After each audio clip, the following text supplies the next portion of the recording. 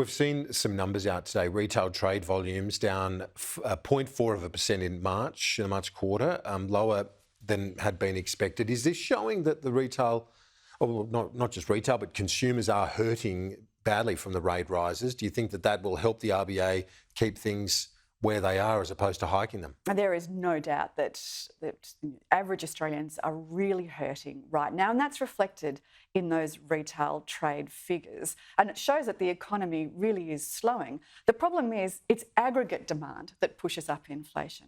Aggregate demand is driven by two components. There's private sector, but there's also public sector.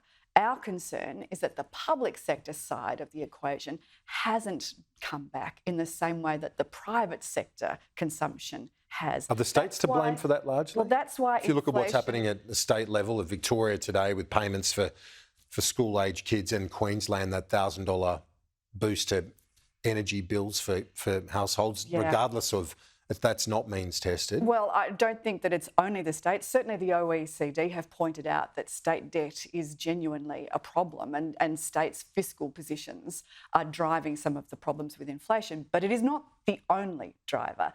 And quite frankly, the Commonwealth government, particularly when you've got wall-to-wall Labor governments in mainland Australia, should be leading the charge in this crusade to get inflation down. Because unless you get inflation down, that Australians are going to pay the price. The cost of living simply will not come down until inflation is under control, and we're just not through the woods yet.